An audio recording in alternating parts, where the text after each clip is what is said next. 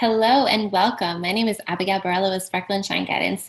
On today's podcast, I'm going to be talking about fasting. I'm going to be talking about modesty, and I'm also going to be talking about validation. Okay, so 3 topics that I wanted to talk with you guys about today, and I actually don't have a guest on today. Today, I wanted to share a little bit more about who I am and why I occasionally fast. So this is only my second time fasting, but I love it so much that I want to talk about it. And I think because there's a lot of misconceptions or confusion about fasting and about why people choose to fast.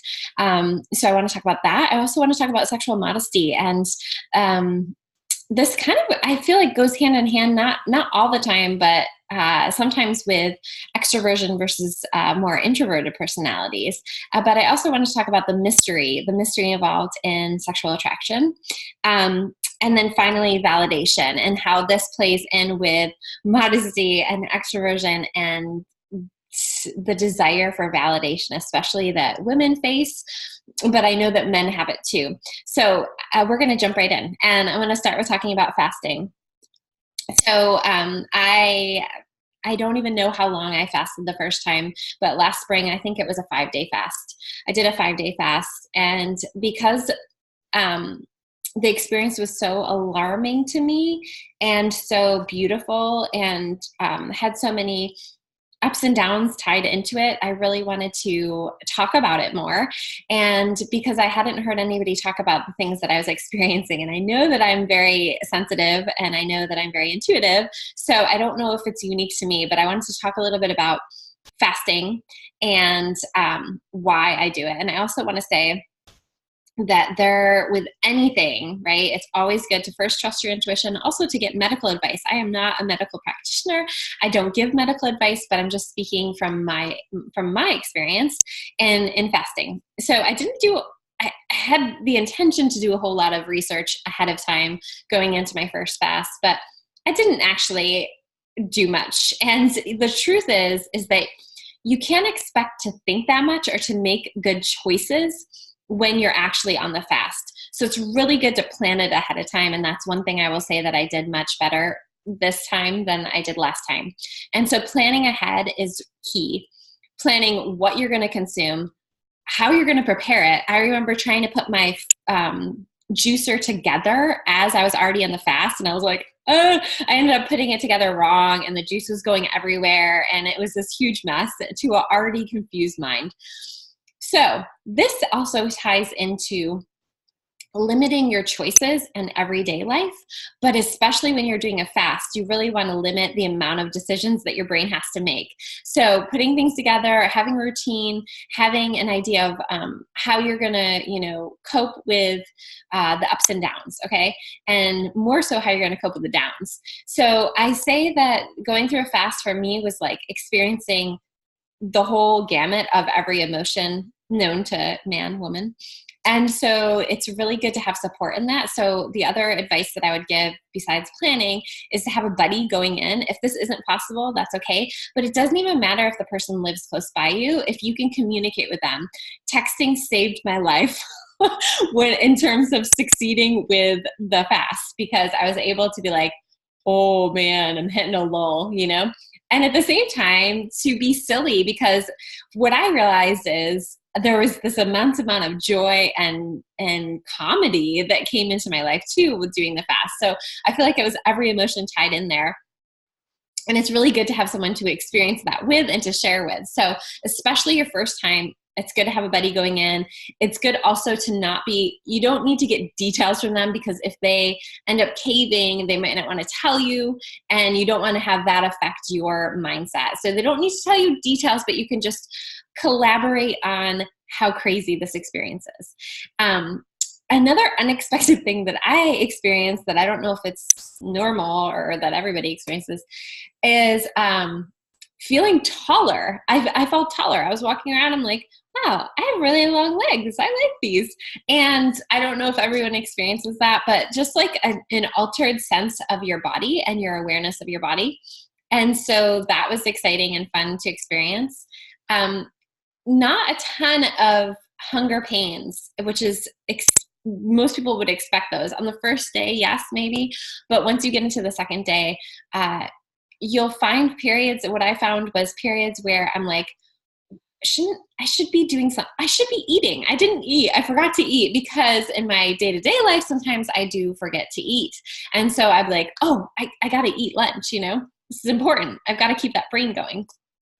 And instead, I'll be like, okay, it's a good time to, I'm drinking tea. So I'm drinking, rooibos tea or herbal teas. I do have a small cup of coffee in the morning. So I am not doing it. This is the other thing that nobody talks about, is like, what is your fast? Like, what is including? Are you just not doing solids? Are you just not doing anything? Are you not even drinking water? And so there's a lot of, just not information out there, like, what's the best way to do this? And what I found is the best way for me is taking a break from food, giving my digestive tract a break. And for me, that it's really good for me, especially taking care of children, taking care of my business, to have some kind of broth. So I'm doing bone broth, and to do juice. And I'm not doing a ton of juice this time, because I really want to, so I'm just doing in the morning, doing juice, and then the rest of the day doing tea and broth. For me, that's what I found, because I actually have a really hard time when I'm fasting drinking enough water. And so I want to get those fluids in, and I also want to keep my electrolytes balanced. So that's just personally for me. I know that some people do no water, some people do just water, and I honestly don't think that that's good for my system. The other thing that I wanted to include about fasting is it's really important how you go in. This is just from my experience and what I found for me. It's really important how I go in and how I come off. And how I go in is I really want to clear out. I want to clear out before I go into my fast. So I will do things like, I have this, I can maybe post it later because I don't have it in front of me, but it's like an intestinal clearing thing that's got charcoal, and it's got clay, bentonite clay. It's got all sorts of psyllium husk. Like, I really want to purge and clear out. It's really important, because one thing people don't talk about is you don't actually go poo a whole lot when you're fasting. So you want to clear out your system ahead of time. And there's so much that is there to be purged. So you really want to do that so that you're not just carrying that stuff around with you during your fast, right? So I do a day of green smoothies with lots of kale, like a huge bunch of kale. I do use apple juice and a banana, pineapple or mango, and wild blueberries. Wild blueberries are great for clearing out your system. And a huge knob of ginger. And for me, that's a really great way. I'll drink that. I'll make a really big one. I'm trying to think if I forgot anything. No, that's it. If I have spirulina or chlorella, I'll put it in there as well. And I'll drink that throughout the day. So a huge jar throughout the day with lots of water and tea. And that's how I go in. Ideally, I would do 2 days of those. I think this time I did do 2 days of those. And then I actually had a small meal at the end of day one. So I had just some chicken. I do eat meat. I love meat. Sorry. A chicken and some vegetables. And so that's how I went in. The other thing that is surprising to a lot of people is I don't weigh myself. I don't weigh myself in my normal life unless I'm at the doctor or something. And I don't weigh myself when I'm doing the fast. It's important for me to not connect numbers to how I feel and how I'm sensing my body. So if we were fixating on the numbers on the scale, we're just never going to be happy, is my opinion. And so I don't own a scale.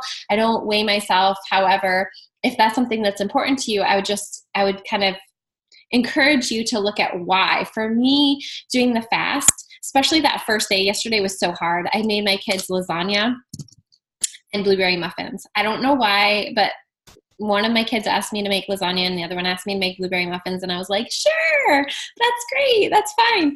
And I was just like smelling, oh, that smells so good.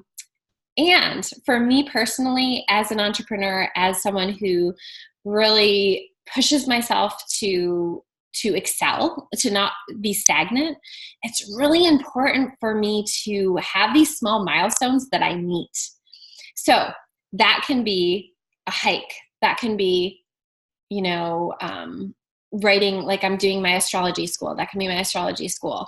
That can be a lot of things. But for me, this fast, especially the first day, it's about looking at that food, smelling that food, it smells so good, and being like, you know what? There's going to be food for me. There's going to be food for me in 5 days. There's going to be food for me in 10 days. I don't need to act on this right now. And this is kind of ties into sexuality and sex, because I'm a triple fire. So if you know about astrology, I'm triple Leo. Okay. And so for me, dating is a little dangerous. It's a little bit, it tests me. And so triple fire is passion. It's a lot of transformation through experience through another. And so for me, this fast also helps me to have better judgment with dating, so that I don't just jump right in and get all entangled and intense and passionate, because the thing about that is the fire burns quickly and it goes out quickly. And so it's really important to have that awareness around dating. And so I feel like the fasting just gives me that sense of like, I don't have to have this today. I don't have to have this today. It will be there. It will be there in the future. And this also leads me into modesty, and I have modesty versus sexually overt content, pictures, just anything. Okay. So I'm going to lead into that. I just want to make sure I finished everything that was on my mind for fasting. I talked about the ups and the downs and just experiencing all of life's emotions in a short period of time. So this time I decided to do a 3-day fast.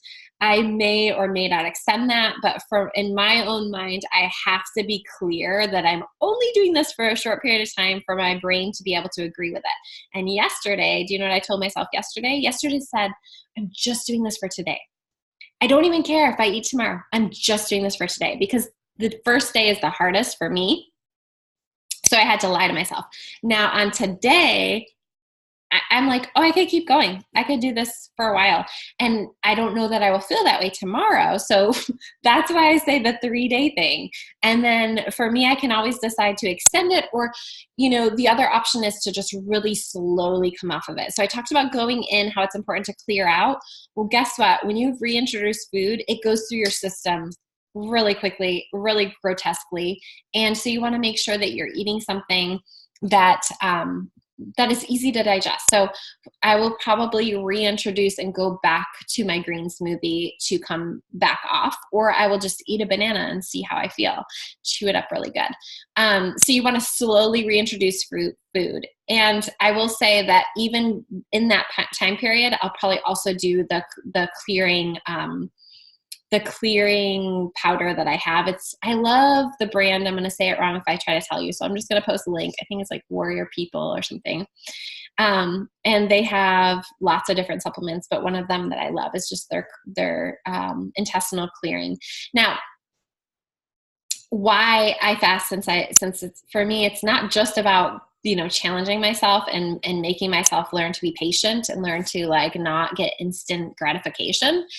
It's also about my health and knowing that both of my parents, so my birth father and my birth mother, both passed away. They passed away 8 months apart from each other, one from heart failure, the other from cancer, from colon cancer. And so the digestive system and my heart, I'm always aware of tending and taking care of those areas. So for me, the fast is really good for clearing out the intestinal tract. And I don't recommend it for everyone. I don't think it's good for everyone. I'm not saying it's good for everyone, but for me personally, it's really good. And so that's that. And I think that's all I wanted to say about fasting. It's a really fun experience. It's kind of a trippy experience. And I highly recommend just challenging yourself in whatever way that is. Whatever you're most scared of, it's always good to kind of explore. And I was really scared to do a fast. I was really scared to do a fast because I get low blood sugar, and I've struggled with low blood pressure and getting up too fast and feeling like I'm going to pass out, that kind of thing. And so I was really scared to do a fast, but I found that it's actually a wonderful experience. And part of that being is that I don't cut everything out. I'm just letting my digestive system get a rest from digesting food. And so I will do broths and juice. And some people say that that's cheating, and that's fine. So I do a cheat fast. Okay, so that's all I wanted to say about fasting. I wanted to talk about being sexually overt versus being modest. And this is something that's come up for me a lot, and it's come up in the podcast. And so I wanted to talk about it because one thing that a lot of people don't realize is that, especially for women, so I'm speaking just for women, and I'm not speaking for women, I'm just speaking from my perspective as being a woman, that from a young age, for me in particular, from a young age, I was taught that my body actually wasn't mine. It was to be used by men, and it was not of my own. I wasn't to be empowered in saying yes or no to things happening to my body, or to feeling like I had agency over my body, which is a complete lie, right? But I think for women that have had that experience, part of the healing process for many women, not all, and definitely not a lot, but for some women, is in sharing their image of their body in a way that's very empowering to them. And so in my last podcast, I was interviewing Patty Stonefish, and she was talking about how she does modeling with very little clothing on, or just, some things being exposed, and how that helps her heal through her sexual trauma. And I couldn't agree more. Like, that is totally my experience too. I've shared some images that are more sexually overt. I don't even know if they're sexually overt, because I'm really conscientious when I'm sharing those pictures or pictures. It's so funny. I will go through my pictures and I'll find the one that is like the least sexual, but the most sensual, or the least sexual, but the most expressive in a way. And so a lot of the pictures that I share aren't even, in my mind, very sexually like charged. However, other people can see them different ways. But for me, it's very much about, things happen to this temple, things happen to this body that were, unforgivable.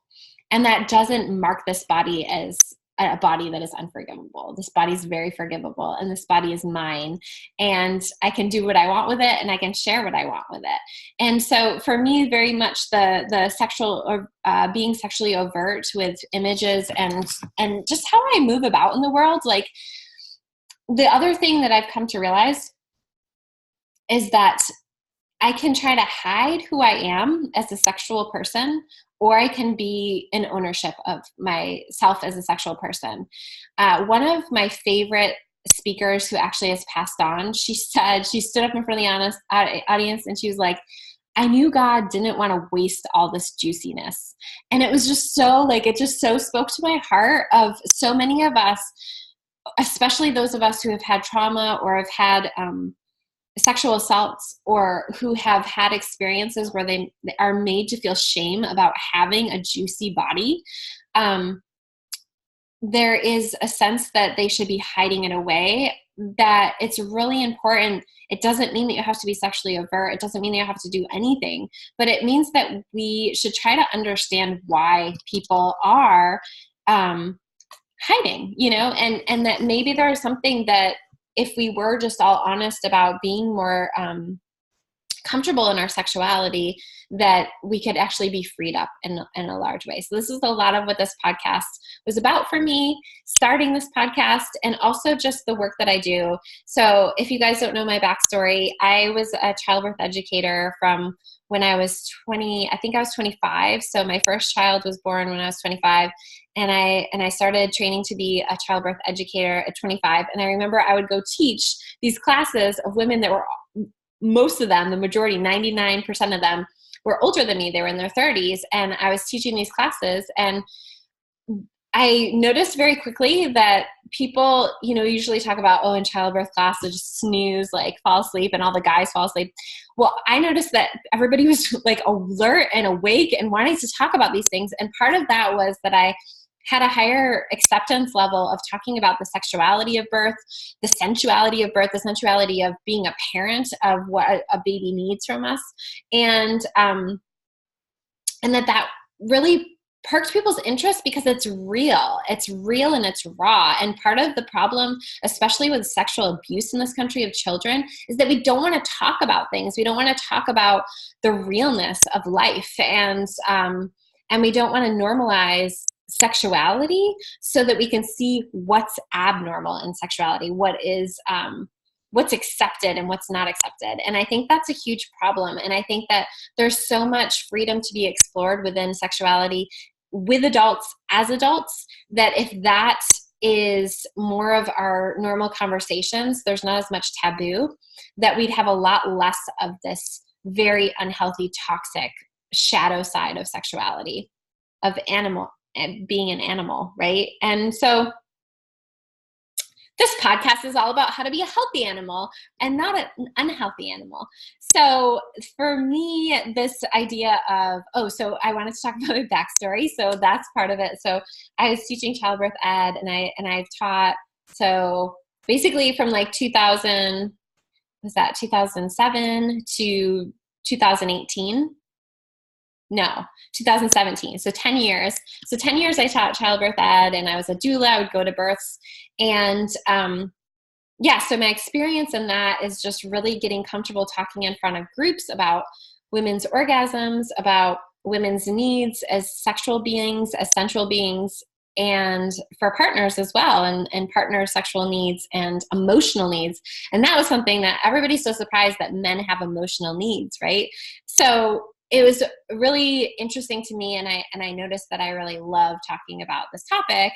And so I miss it because I don't teach anymore. I don't teach childbirth ed anymore.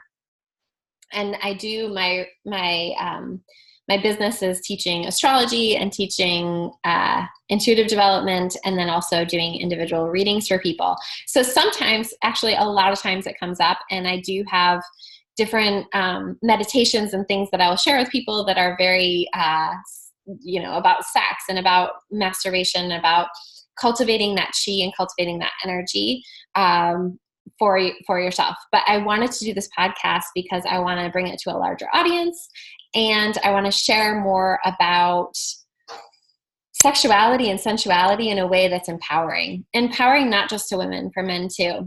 And so many people will say to me, I wish men talked about these things more. And so it is my hope that I get some amazing male guests. If you're interested in that, let me know.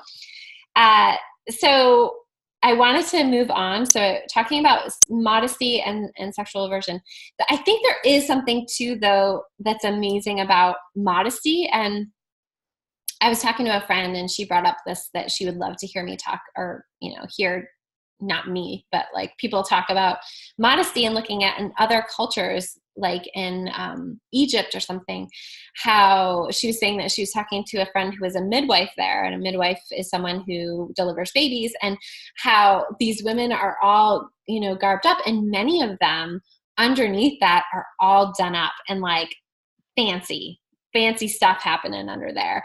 And she was just saying, there's something about that mystery that's really seductive. And I think there's definitely something to that. And I think that I'm interested in that, because I think that I am so Leo and out there and big energy, that I think that there's something to be learned in modesty and in mystery.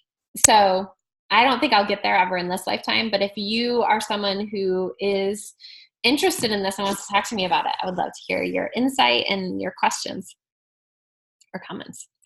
Okay, and then validation. So, okay, there's this thing that I think it's, what's his name? Is it the guy that did the love languages? No. If you guys haven't read the love languages, that's a great book. But no, it's not him. It's shoot, Abby. Okay, I'll have to add his name. This is so insightful, right? Anyway, this guy who works with couples, he's worked with couples for a long time, him and his wife. And of course, like, I don't know her name, and I should, because she's probably helped him develop the whole thing. He says that, maybe this wasn't even him, but I think he says that men crave to be respected in relationship. That's like their number one. and that women crave to be adored in relationship, and that's their number one. Now, this doesn't mean that women don't also want to be respected. It doesn't mean that men also don't want to be adored, but it means that for women, as a number one, they want to be adored, okay?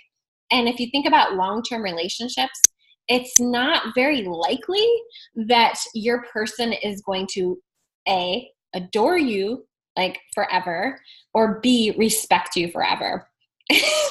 Like, this is just the truth, right? And so how do we rebuild that when it's been broken? And so part of this is what I talk about with couples in terms of like rebuilding passion. And it can be really difficult to start fresh when you've been with someone for a long time. But the simple steps are finding things that drew you in the first place to this person, because likely they're still there, and really over voicing things. Like, especially in a long-term relationship, we tend to stop saying things, or just like, oh, it's obvious that I love your hair. Like, I've always loved your hair. It's really important to continue saying those things.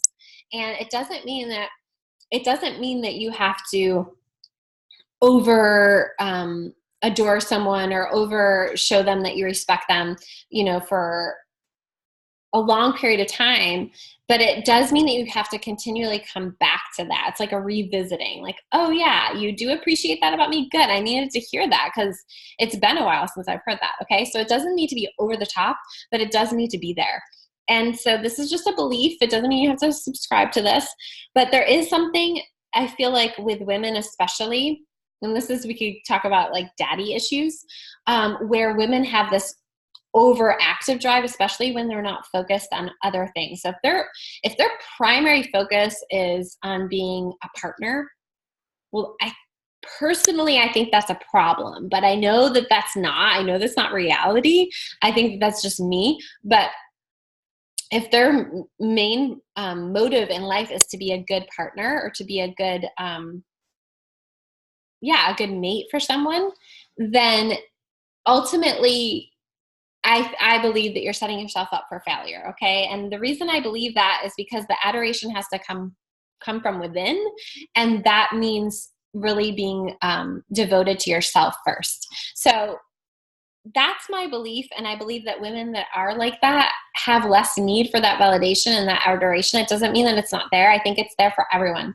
I think that women overall have a need or desire to be adored, and men overall have a desire and need to be respected. I think that is of value, and you can disagree or agree, but because I believe that, I believe it's extra important for us to develop that within ourselves.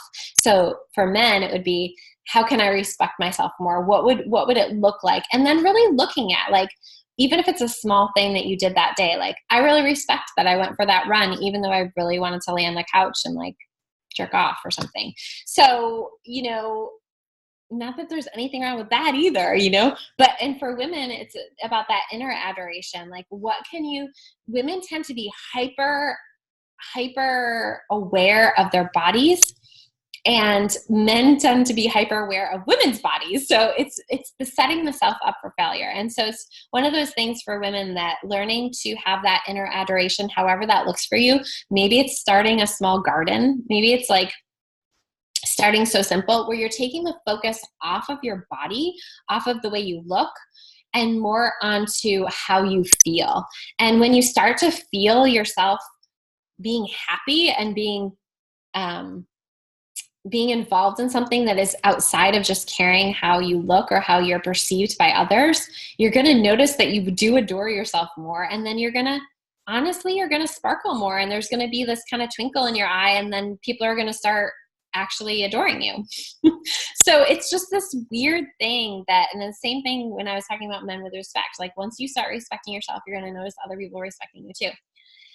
Why I'm talking about this is that I think it goes hand in hand with the modesty and sexual aversion, and I think it goes hand in hand with a validation. Why are we being sexually overt? Are we being sexually overt because we just like to and it feels juicy? That's great. Are we being sexually overt to get attention and to be validated in who we are and what we have to offer? Well, then maybe that's time to do a fast. No, I'm just kidding. Maybe that's time to really invest in yourself and start looking at ways that you can create inner adoration. I would say, I know that I talk about masturbation a lot, and I hate the word masturbation. But for women, I feel like we don't do it enough. And for men, I feel like they do it too much. And I don't know if that's true. I know that's not always true. And I know that some women masturbate a lot and some men don't masturbate a lot, which I think is not as true. But I think for women to learn how to please yourself more is first of all, it's a vital life skill. Okay. Especially becoming a mother. If you are a mother, if you ever think about becoming a mother, having that time and that alone time to please yourself is very important, however that looks. But why, for me, masturbation, it's that inner adoration. And it's that you don't need to be validated by anyone. I know how to please myself. I know how to do it in a way that makes me feel good and makes me feel adored. And so I'm going to do this thing, right? And so I feel like that can be a valuable skill. And then, so I don't really know where I'm going with that. Validation. I think it's pretty natural. This was a topic someone wanted me to talk about, and I wrote down all the topics, and I don't know like who or why or where they wanted me to go with it. But I think it is pretty normal to want to be validated. I think social media is messing our brains up big time. And so it's really important to take breaks. It's really important to check yourself. And by checking yourself, I mean, also, this can be one thing, is to go through your feed and notice what are the places or who are the people that are popping up in your screen that make you feel better about yourself, and what are the people, places, things that are popping up on your screen that make you feel worse about yourself, and start unfollowing those ones that make you feel less good about yourself, okay? Likewise, I also recommend, like you have the power. You're creating your feed. So with social media, go through and find the most inspiring, life-altering, like the travel or the if you're into like house decoration, the Pinterest, house decoration sites, like follow the ones that are going to inspire you to be better and do better and to adore yourself more, and unsubscribe to the ones that make you feel like you're not respectable enough and you're not adored enough. Okay. So I just wanted to add that in. And also, I think this ties into just all of these topics, even though I'm all over the place, tie into making yourself feel more powerful and more empowered in your life, and to really look at the things in your life where you feel empowered and where you feel disempowered. And we can, I just recently was listening to, I think it was Tim Ferriss talking about stoicism and what we can control and what we can't control. And for me, this was huge because I love that serenity prayer. I've always said that serenity prayer since I was a kid. And I think that it's huge to remember that we do have the power to empower ourselves in our lives, because it's our lives. And so wherever you're feeling disempowered, it's really important for you to analyze what are the things that you can control about the situation and what are the things that you can't. And then wherever you're feeling empowered, wherever you're feeling good, to really build that up in your life. If you feel empowered when you are hiking or when you're biking or when you're writing, then it's time to build that into your life more. Okay, I hope you guys have a beautiful day, and definitely check out my other episodes, and I hope to hear from you soon.